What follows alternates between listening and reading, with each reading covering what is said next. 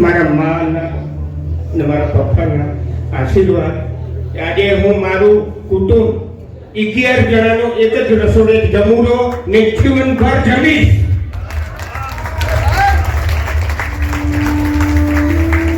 મારા કાકાઈ છે એ મારાથી જેટલો સપોર્ટ બનતો હશે એટલો એને પણ ભેળો લઈશ. બાબા આવો. હા બાબા. અમારા મને મારાથી ઉંમરમાં નાના છે પણ જીવનમાં કાંઈક શીખવું હોય, કાંઈક સમજવું હોય અને તમારા મનની અંદર ત્યાગની ભાવના જો પેદા થતી હોય, ભાઈ ખરેખર તમને ધન્યવાદ છે. તમે સમાજ, પરિવાર અને આ દેશનું કલ્યાણ કરવા માટે કરીને ખૂબ સારા શબ્દો વાપરો છો. ખૂબ સારા શબ્દોમાં તમે લોકોને સરળ ભાષામાં સમજાવો છો. આ હમણાંનો માહોલ જુઓ. આપના 2 કલાકની અંદર 22 વર્ષના 50 વર્ષના આપસના બધા વેર ભૂલીને બધા ભેગા થયા છે. બધા ભેગા લડ્યા. પોતાની અંદરની જેટલી પણ ભાવના જે અંદર પડી હતી બધી જાગૃત કરી છે. મારા બાપા અત્યારે હયાત નથી પણ મારી બેન સખી દાદા અહીંયા છે, મારા બનેવી, મારા કાકાઓ, આ બધું આખું મારું પરિવાર. અમે 2 બાપ દીકરો 50 વર્ષ દોસ્તાર હતા. જીવનમાં બધાને પૂછો, અમે બાપ બેટા ટ્રાન્સપોર્ટ જ હતી. આ તમે આજે જે કહો છો, મારા બાપાએ 50 વર્ષ પહેલા મને દોસ્તાર તરીકે એક જ દીકરો છું, મારા ભાઈ નથી, બાકી હવે મારા ભાઈ છે. મારા બનેવી સાથે મારા ભાઈ છે. મારા બનેવી આજ ગામના છે. એક દિવસમાં મારી માને 3 વાર પગે પડું છું. ભૂલ રોજ થાય અને રોજ હું માફી માંગુ છું. મારી બેનને પૂછો, તમે રોજ 3 વાર પગે લાગી દે. ના, તાલી પાડવાની જરૂર નથી, મારી ફરજમાં આવે છે. કેમ કે જે સમાજ અને આપણે જેની માનવ પેઢી પેદા થયા છીએ, માનવ સ્વભાવ ગમે એવો હોય. એ તો જેમ આજે 82-84 વર્ષ થાય સ્વભાવ બદલાય. પણ તમે જે કીધું એવી બધી માઓની વહુઓ છે, દીકરીઓ છે, દીકરાઓ છે, પોતરાઓ છે, એ જરૂર તમારી વાત સ્વીકારશે. એ હું જાઉં અને ગેરંટી સાથે કહું છું કે મકવાણા સમાજ આપણું હંમેશા ઋણી રહેશે એવી હું બધાની વતી તમને હું બધાને વચન આપું. ધન્યવાદ.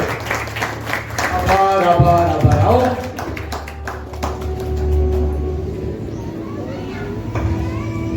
ઓપન છે માઈક. શું શીખીને જઈ રહ્યા છો, શું ફેરફાર કરશો? આવો.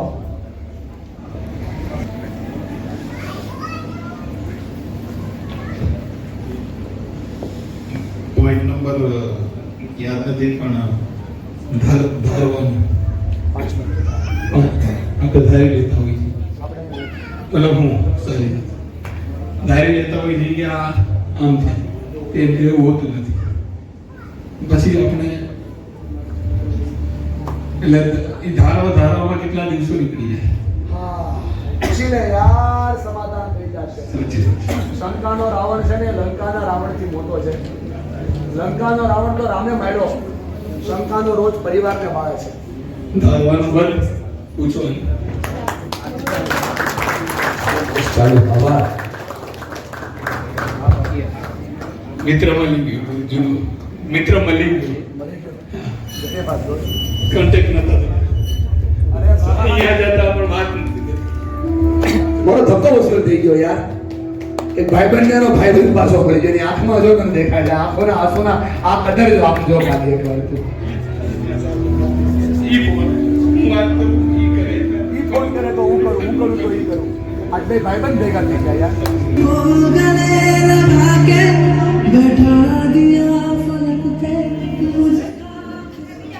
ગોવિંદભાઈ પટેલ મારું નામ છે અને તમે અત્યારે જે 2 કલાક સુધી જે પ્રવચન 2 થી 3 કલાક જે પ્રવચન આપ્યું અને ખૂબ બધું જાણ્યો, ખૂબ બધું માણ્યું. અને હું તમને કહું છું કે અમારા મંગવાણા ગામની અંદર સંયુક્ત પરિવારમાં રહેવાવાળા 1% છે. આજે મારા પરિવારમાં મારા બાબા તો અત્યારે જુદાવી ગયા, 2 વર્ષ થઈ ગયા. મારા 3 દીકરા 3 પુત્ર વધુ 2 માણસ અમે 6 પોતરા 3 પોતરા વધુ અને મારી 3 પોતરી